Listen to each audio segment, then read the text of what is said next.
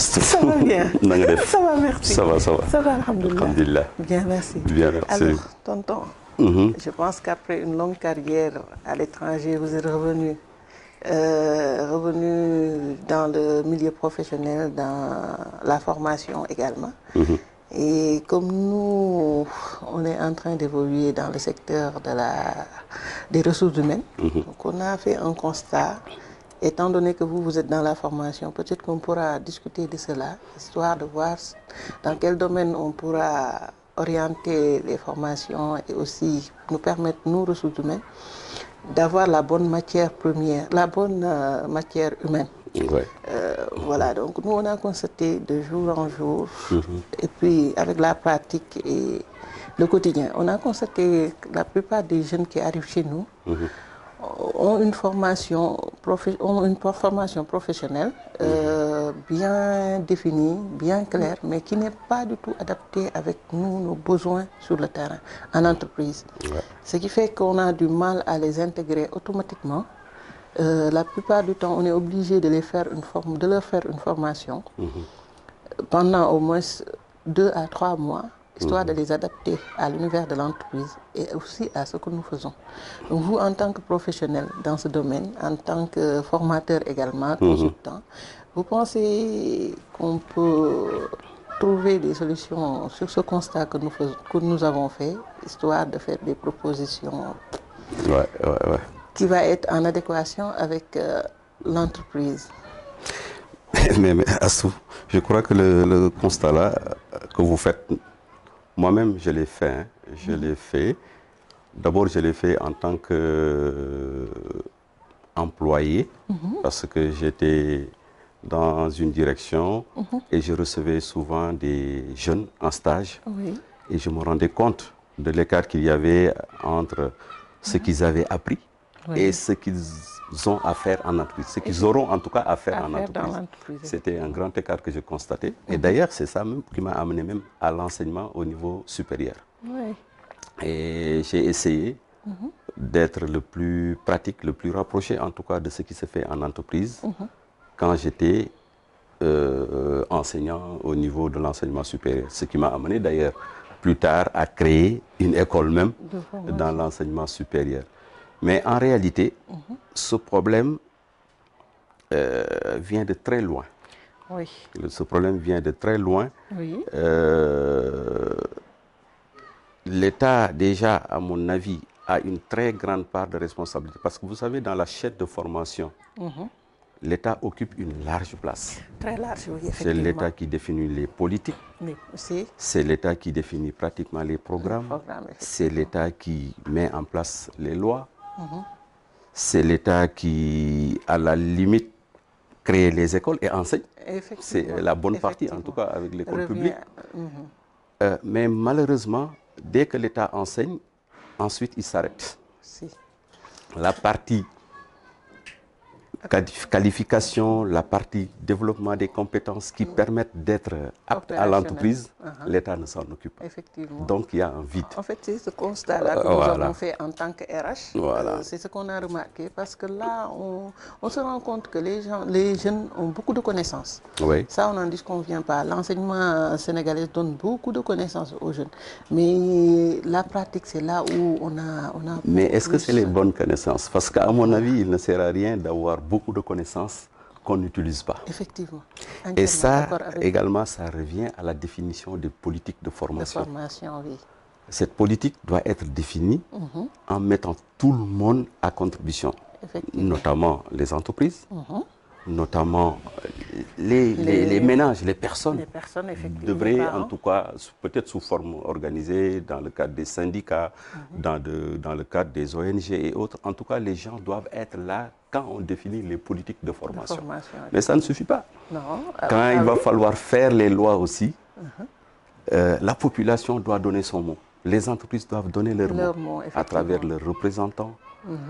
Et ils doivent être associés dans l'élaboration même des programmes. Des lois. Des lois et des programmes. Malheureusement, ils ne sont pas associés. L'État définit tout avec une catégorie en général, c'est les universitaires. Ils sont dans leur monde. un monde qui est différent du monde de l'entreprise. Très éloigné même du monde de l'entreprise. Donc, ils définissent tout, beaucoup de connaissances, mais peu de pratiques. Effectivement. Ce qui fait que le constat est là. Quand les gens sortent avec beaucoup de connaissances, ils n'arrivent même pas à produire de la richesse, à créer de la richesse. Là, je vois que vous êtes en train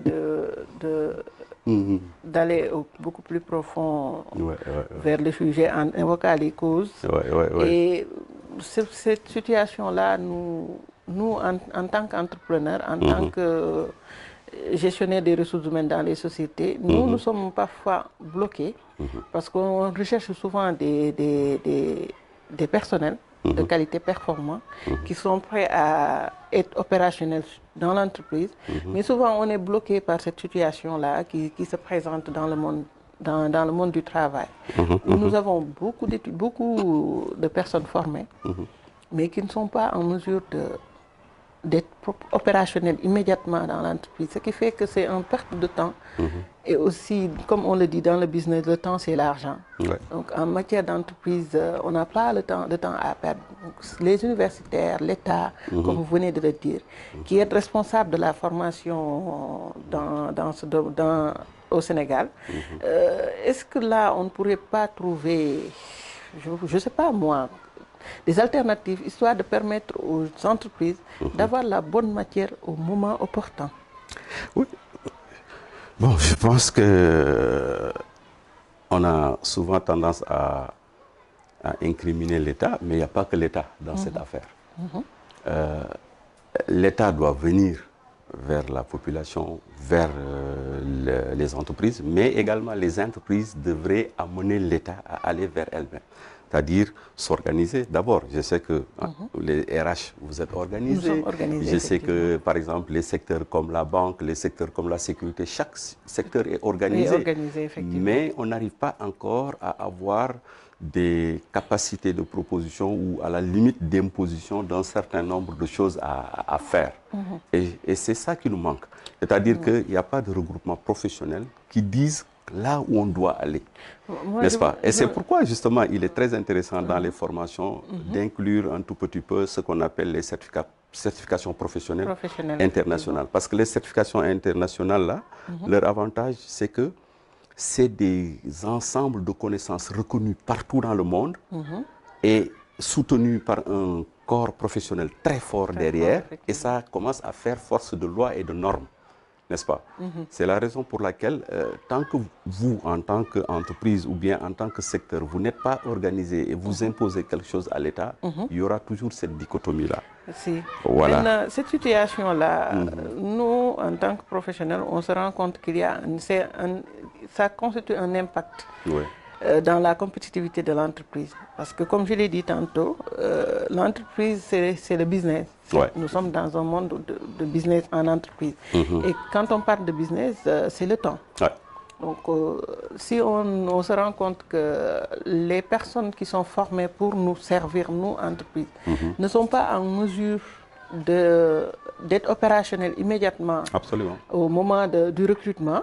Donc ça peut être un frein dans la compétitivité de l'entreprise. Et moi, je vais aller un peu plus loin dans ce sens-là, parce que comme moi, j'évolue dans un secteur qui recrute beaucoup actuellement, parce que nous sommes dans le secteur de la sécurité privée. C'est l'un des secteurs qui recrute le plus au Sénégal. Et dans ce secteur-là, en général, on ne travaille pas avec des gens qui sont hyper diplômés, mais plutôt avec des militaires qui sortent souvent de l'armée. Mais aujourd'hui, on se rend compte avec les programmes de l'État qui sont parallèles avec les forces de défense, nous sommes obligés de nous rabattre vers les étudiants qui sont formés. Ces étudiants-là, la plupart du temps, ils sont formés en droit, économie, langue moderne, etc. Donc, des gens qui ont une formation, donc qui doivent venir travailler chez nous, qui n'ont aucune notion dans le domaine de la sécurité. Et du coup, nous, entreprises, qu'est-ce qu'on est obligé de faire? C'est de leur inculquer des notions de base, uniquement, pas une formation. Et ça, je pense que c'est un frein. Parce que quand le monde évolue et qu'on voit des métiers disparaître et d'autres naître, je pense que le pays, l'État, je ne sais pas qui, les organisations, doivent être en mesure de se conformer avec cette évolution-là. Absolument. C'est-à-dire les nouveaux métiers qui viennent, on doit les valoriser, les mettre en avant pour que les gens puissent choisir eux-mêmes d'être formés dans tel ou tel secteur. Par exemple, si je prends la sécurité, une personne peut se lever et dire que moi, je veux être agent de sécurité. Et où est-ce que je dois aller pour me faire former? Absolument. Donc, là, si l'État lui permet d'avoir cette opportunité-là, ça pourra peut-être régler certaines situations. Comme on le dit, la formation et l'entreprise doivent aller de pair. Absolument. Parce que la personne que l'on forme, l'objectif, la finalité, c'est qu'elle puisse être opérationnelle au niveau de l'entreprise. Maintenant, si on forme cette personne et qu'à la finalité, l'opérationnalité n'est pas là, l'entreprise est obligée de reprendre une autre formation, ce qui fait qu'on a une perte de temps, aussi bien pour l'entreprise que pour la personne elle-même. Absolument. Donc, pourquoi ne pas aller dans ce sens-là, aller vers, je ne sais pas, les entreprises ou bien nous regrouper, comme vous venez de le dire, entre secteurs. L'État s'organise, les sociétés s'organisent, les ménages s'organisent aussi, qu'on puisse dialoguer vers une professionnalisation beaucoup plus pertinente. Absolument. Non, vous avez touché le terme, professionnalisation des formations. On le dit, on le galvaude, mais en général, on ne le pratique pas réellement. Parce que comme je reviens toujours à l'État, parce que ça, c'est l'État qui doit faire cette option et pousser au maximum dans ce sens-là. Ce qu'on constate, c'est que l'État, avec l'introduction du système LMD, a voulu aller dans ce sens-là, mais comme je disais, il l'a confié aux universitaires et on est retombé sur le point de départ. Effectivement. Des formations très longues, très larges et trop théoriques. Et là, on n'a aucune possibilité de donner à l'enseignant ce qu'il faut pour pouvoir être opérationnel en entreprise. Moi, je vais y ajouter même quelque chose, parce qu'aujourd'hui, on se rend compte qu'un étudiant qui est en université, il peut faire ses 4-5 ans de formation sans connaître une entreprise, sans avoir la chance ou l'opportunité d'intégrer une entreprise, histoire de Et justement, tout ça dans la politique de l'État, on devrait prendre en charge cette partie stage et alternance. Cette partie-là doit être entièrement prise en charge par l'État et par les entreprises. Effectivement. Et maintenant, l'autre partie, c'est-à-dire le paiement des formations des jeunes ou bien le fait qu'ils soient pris en compte par l'université publique, ça, l'État peut le prendre avec les ménages, avec les personnes. Et là, je reviens, parce que nous aussi, en tant que personnes, nous devons choisir les formations de nos enfants. Effectivement. Malheureusement, on ne le fait pas. On laisse, peut-être c'est par ignorance, peut-être c'est par manque de moyens, peut-être il y a plusieurs raisons. Mais je crois que les parents doivent faire l'effort de s'assurer que leur enfant fait une formation qui va être valorisante, une formation qui va créer de la richesse après. Que l'étudiant puisse avoir en tout cas les moyens dès sa sortie d'entreprise, de pouvoir, dès sa sortie bien sûr de formation, de pouvoir accéder à une entreprise et travailler. Et je reviens à l'idée de cette alternance, ces stages. Ailleurs, en France par exemple, mais l'État paye. L'entreprise contribue pour que l'étudiant puisse avoir un stage, se familiariser avec ce qui se fait en entreprise. Et si l'entreprise constate que cet étudiant-là est bon, il va récupérer ce qu'il avait introduit et il le recrute directement parce qu'il devient utile. Parce que moi, donc ça doit entrer dans nos politiques de formation. Je veux aller, par exemple, dans le milieu professionnel. J'ai eu à assister à des rencontres avec le ministère de la formation professionnelle. Cet aspect-là, on le voit beaucoup plus dans les autres métiers. Je ne peux même pas dire métier, mais les autres formations techniques que dans le milieu universitaire. Parce que les techniciens, moi j'ai eu à à assister à des ateliers où les jeunes qui sont dans les centres de formation technique, comme CFPT, Sénégal, Japon, ces jeunes-là, ils font l'alternance entre l'école et l'entreprise. Et ça marche bien. Pourquoi on ne l'amène pas dans nos secteurs? Parce que justement, l'État s'accapare encore la formation des gens en voulant professionnaliser dans l'université. Ce n'est pas possible. Non. Ce n'est pas possible. Je pense que l'université doit rester l'université. aller vers la recherche pour ceux qui veulent faire des études longues. Même en tant que travailleur, si on a envie de faire des études longues, on peut aller le faire à l'université. Et maintenant, appuyer les écoles de formation, qu'elles soient publiques ou privées, pour qu'elles forment au maximum.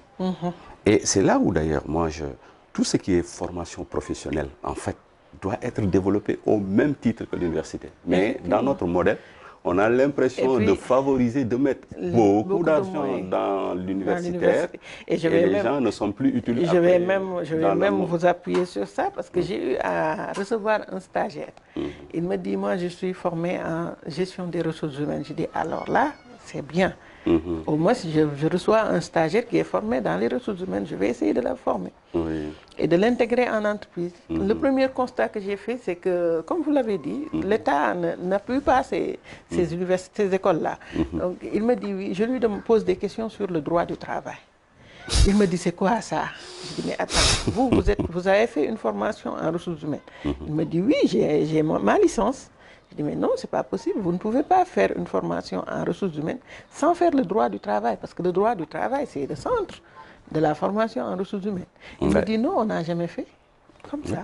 Et là, la conséquence maintenant sur la compétitivité des entreprises, c'est que vous avez une pénurie des compétences que vous voulez. Vous recrutez ce que vous avez en main. Et ils viennent, qu'est-ce qu'ils vont faire? Ce qu'ils peuvent. Et ce qu'ils peuvent, ça va être vraiment d'une qualité très faible. Très faible. Et au fur et à mesure que vous continuez comme ça, vous devenez contre-performant et c'est l'entreprise elle-même qui plonge avec l'étudiant. Effectivement. Voilà, c'est là, c'est ce qu'on appelle la crétinisation. Pour parer à cette situation-là, ce que l'entreprise fait, c'est organiser des formations. Organiser des formations en interne et puis encadrer les jeunes étudiants qui viennent en tant que stagiaires.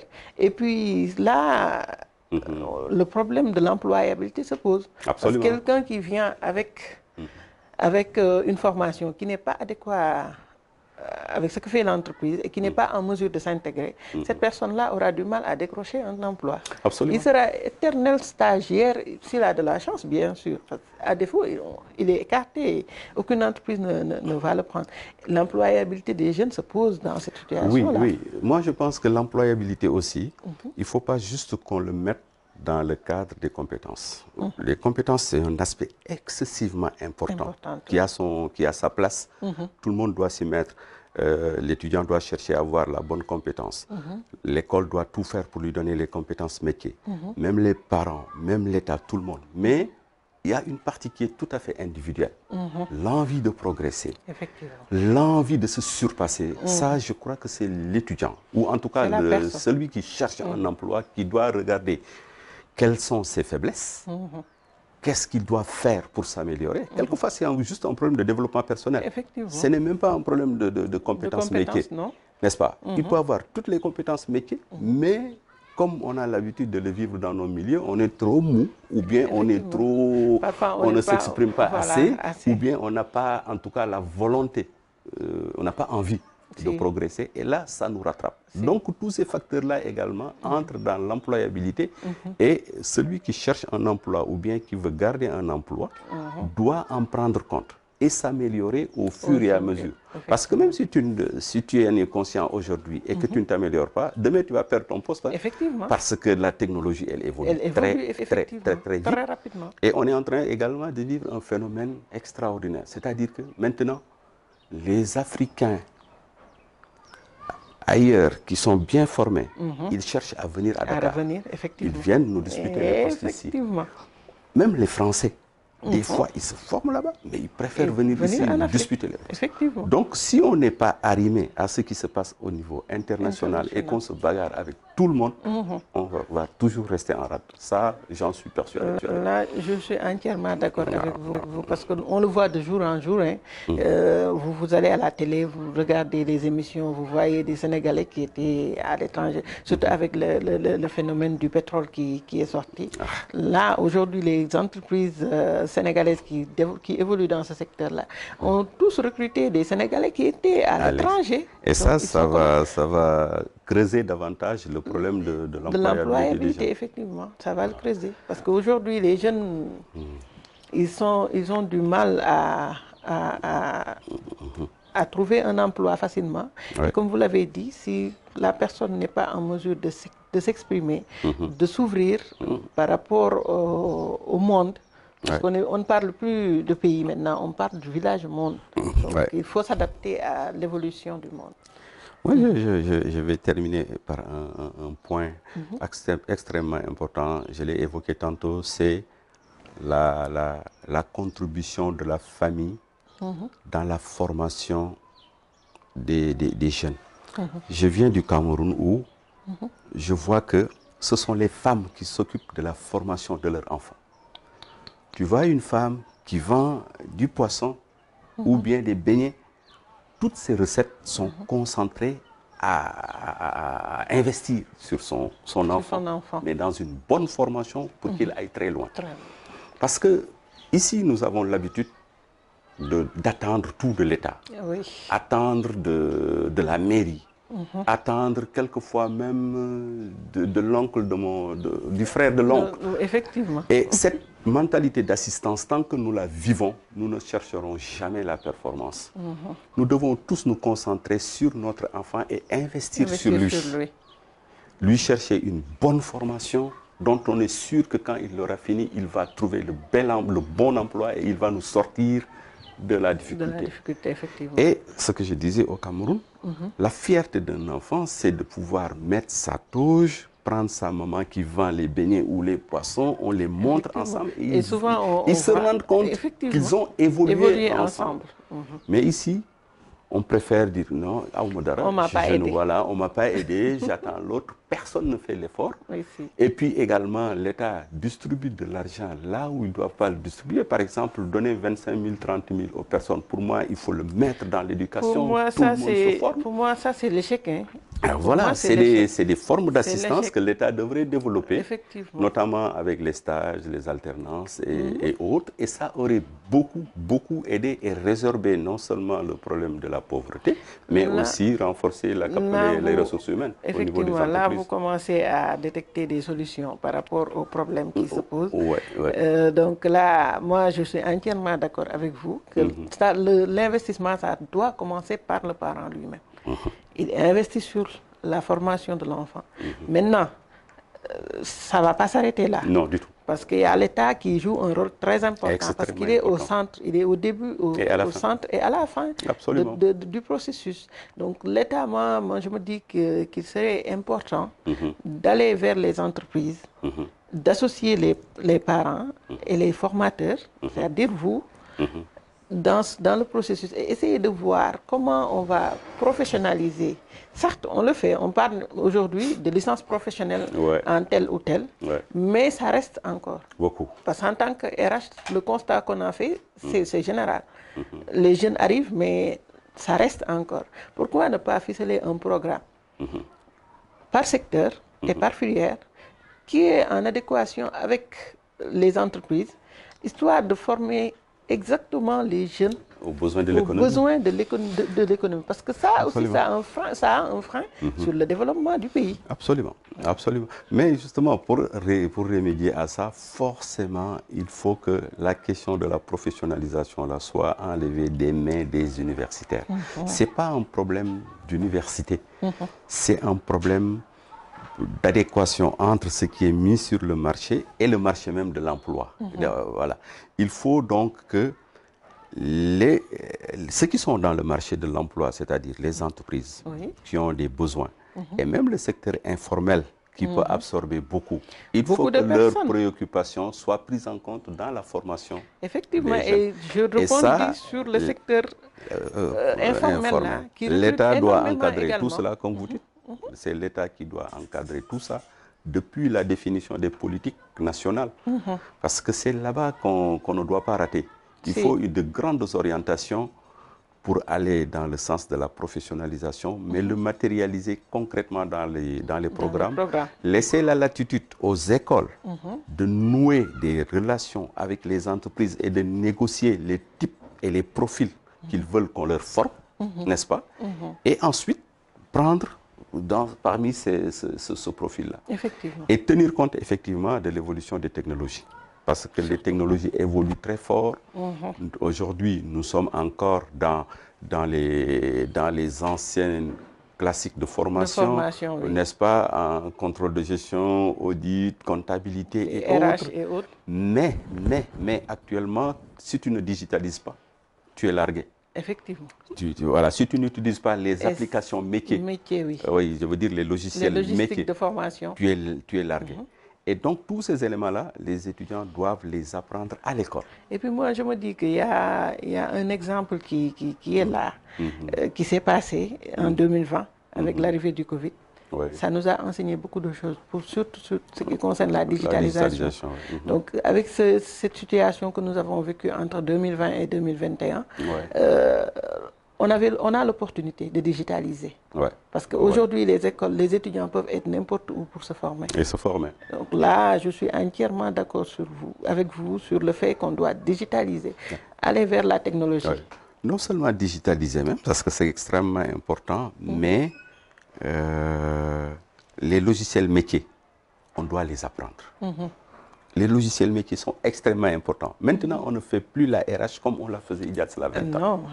On ne fait plus l'audit même comme on la faisait là. Par exemple, dans le domaine de l'audit que je connais bien, tu as des logiciels qui te permettent de connaître le niveau de risque dans certains points que tu dois contrôler ou bien que tu dois négliger. Et ça, tu introduis les données en logiciel, il te donne. C'est exactement pareil dans les RH. Voilà. Parce qu'avant, la paye, on le faisait comment? Manuellement. Exactement. Aujourd'hui, il y a des logiciels. Et puis, maintenant, vous imaginez maintenant quelqu'un qui apprend ce domaine et qui ne connaît l'application en question, là, le logiciel, là, qu'une fois arrivé en entreprise. Mais il sera très diminué par rapport à quelqu'un qui l'a déjà appris. Mais c'est ce qui se passe, exactement. Et c'est là où il faut amener les applications dans les écoles. Dans les écoles. Il faut amener ce que j'appelais tout à l'heure les certifications internationales dans les écoles. Parce qu'une chose est d'apprendre, par exemple, un métier et d'y avoir un diplôme, mais une chose est d'arrimer à tout ce qui se fait au niveau international. Et ça, c'est la certification qui te donne ça. Et il faut qu'on impose aux gens d'avoir de la certification. Et quand on a de la certification, mais on ne se fatigue même pas. On peut travailler ici, comme on peut travailler dans un autre pays, parce que les normes sont les mêmes. Ce sont les mêmes. Ah, il faut qu'on aille vers ça. Ah oui, je suis entièrement d'accord avec vous. En tout cas, ça a été une discussion très fructueuse et j'ai beaucoup appris. Merci. Merci, moi aussi, j'ai beaucoup appris de votre métier, la sécurité, que je ne connais pas très bien. Mais moi, je suis d'avis qu'il y a certains métiers qu'il faut privilégier, à mon avis. En tout cas, les métiers de l'éducation, les métiers de l'agriculture, les métiers de la sécurité. Et je pense la santé. La santé. Voilà des métiers qu'il faut privilégier parce que non seulement elles règlent les problèmes élémentaires des gens, mais elles nous poussent vers le développement. Et on n'a pas d'autre solution. Si on ne le fait pas, on sera toujours en retard. En retard, oui. Et le cerise maintenant sur le gâteau, ce sont des métiers qui recrutent beaucoup. Si. Ce sont des métiers qui recrutent beaucoup. Et moi je vais aller dans ce sens-là, histoire de pouvoir conclure et de clore le débat.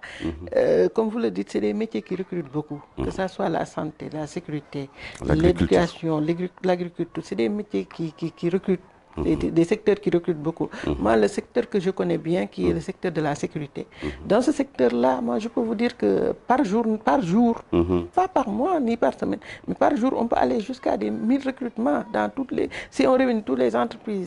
Moi, là où j'étais, ou bien là où je suis, on peut recruter par jour une centaine de personnes. Ce qui fait que c'est des métiers qui recrutent beaucoup, mais qui ont besoin d'accompagnement. D'accompagnement, parce que notre secteur, nous, la sécurité, on ne forme pas les gens. Il n'y a pas de formation spécifique. Les gens que nous recrutons aujourd'hui, les étudiants, ils sont juste là de passage. Ce qui n'est pas normal. Ce qui n'est pas normal parce que ça doit être un métier bien professionnalisé avec tout ce qu'il faut. Et ça, l'État était en bonne voie pour le faire. Parce qu'entre 2017 et 2019, on était dans l'optique de mettre en place une loi qui va prendre en charge tout ce qui est sécurité privée. Mais en plus de cette loi-là, il y avait la possibilité de mettre en place une école de formation, un centre de formation plutôt, dans ce métier-là, où jeunes allaient sortir avec des cartes professionnelles, montrant qu'ils sont agents de sécurité bien professionnels et bien formés. Donc pourquoi ne pas continuer sur cette voie, mettre en place ce centre-là, histoire de former et d'en faire un métier. Parce que ça, c'est les nouveaux métiers. Hein. On ne peut plus aller dans ce monde-là sans la sécurité. Donc merci tonton, ça a été agréable vraiment de vous rencontrer et d'avoir cet échange avec vous. Vu l'expérience que vous avez, ça nous a permis d'apprendre beaucoup de choses aujourd'hui et aussi de faire une belle rencontre d'un parent que nous n'avons pas connu. Absolument. Donc merci vraiment, merci. Et on espère vraiment qu'on va attendre vers ces solutions que l'on vient d'évoquer, que l'État peut-être un jour va revenir sur les choses qu'on avait commencé, qu'on n'a pas pu terminer, histoire de plus professionnaliser les différents secteurs de formation des étudiants. Merci. Merci Astou. Je crois que ça a été un plaisir pour moi en tout cas de vous connaître, de vous rencontrer et surtout de me rendre compte qu'au niveau de notre commune, il y a des ressources de qualité, des ressources humaines de qualité sur lesquelles nous pouvons compter pour aider, pour orienter, pour appuyer ce que fait l'État, ce que fait nos autorités. Effectivement. En tout cas, des pistes de solutions ont été avancées et je pense que si chacun s'y met, depuis l'État jusqu'aux parents, en passant par l'étudiant lui-même et nos différentes communes, je pense que si on associe nos efforts, on peut, dans un avenir très proche, trouver les bonnes solutions pour aller de l'avant, développer nos entreprises, développer notre pays. Merci. En tout cas, merci. Merci à vous. C'est moi. Merci.